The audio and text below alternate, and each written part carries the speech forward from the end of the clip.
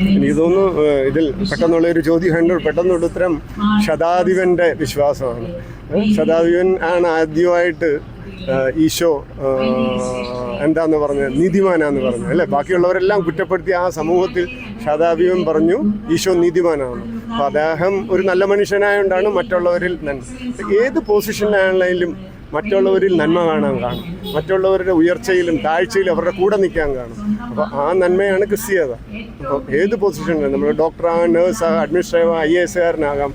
അപ്പം മറ്റുള്ളവരിൽ നന്മ, നമ്മുടെ പൊസിഷനിൽ മറ്റുള്ളവർക്കും നന്മ. അദ്ദേഹത്തിന് അത് പറയേണ്ട കാര്യമൊന്നുമില്ലായിരുന്നു ശാവദാൻ. ആ ഉള്ള പൊസിഷനിൽ നിന്ന് അദ്ദേഹം പറഞ്ഞു ഇദ്ദേഹം നീതിമാനായിരുന്നു. ഇന്നും 2000 വർഷം കഴിഞ്ഞും കോട്ട് ചെയ്യുന്ന ഒരു സെൻറ്റൻസാണ്. അപ്പോൾ ഏത് പൊസിഷനിലുള്ളവരും മറ്റുള്ളവരിലെ നന്മ കാണുക, മറ്റുള്ളവരുടെ കാഴ്ചകളിൽ അവരുടെ കൂടെ നിൽക്കുക, അവരെ അഭിനന്ദിക്കുക എങ്കിൽ ആ പോസ്റ്റും ധന്യവും അവരുടെ ജീവിതവും ധന്യവും. 2000 വർഷം കഴിഞ്ഞിട്ടും പ്രഘോഷിക്കപ്പെടുന്ന ആ ഒരു ലൈൻ നിങ്ങളുടെ സംഭാഷണവും നിങ്ങളുടെ പ്രവൃത്തിയും പിന്നെയും പ്രഘോഷിക്കപ്പെടും.